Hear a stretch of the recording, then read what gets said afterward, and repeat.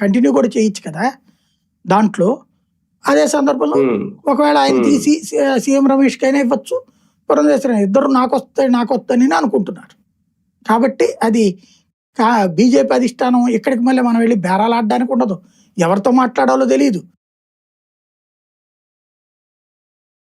ఏం మాట్లాడితే ఏమవుతుందో తెలియదు. అది చాలా అదో పద్మవ్యూహం లాంటిది బీజేపీ దాంట్లో.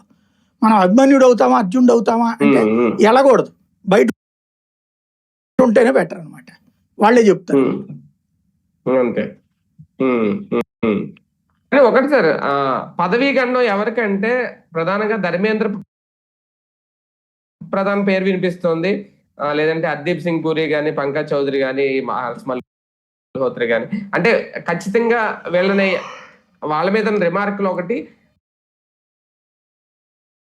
లేదు, సీనియర్లను తప్పించే ఆలోచనలో కూడా ఉందా ఈసారి? నాకు తెలిసి వాళ్ళు ఏం చేస్తారన్న ఫార్ములా అంతా అయ్యాక రాసుకోవడం తప్పించి ఈ రోజు ఊహించేదంతా కూడా ఎవడికి కడుపుమంటుంటే వాడి మీద రాసేస్తున్నారు అంతే. ఈయన తీసేస్తారు ఆయన తీసేస్తారు అన్నటువంటిది. వాళ్ళు చెయ్యాలి అనుకుంటే ఇప్పుడు జయశంకర్కి అసలు బీజేపీ సంబంధమే లేదు, ఆయన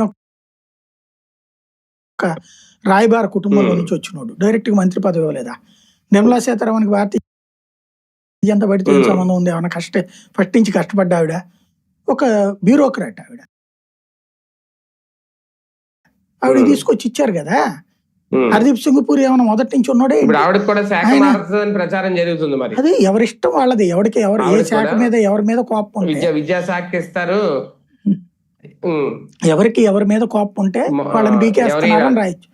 ఇదివరకటి రోజుల్లో ఒక వార్త రాస్తే విశ్వసనీయత, ఒక ప్రచారం చేస్తే విశ్వసనీయత, ఎలాగా అవతల మనకి మంచి ఫీడ్బ్యాక్ ఉన్నప్పుడు మాత్రమే చేసేవాళ్ళు, లేదంటే ఇలా అనుకుంటున్నారు అని రాసేవాళ్ళు. ఇప్పుడు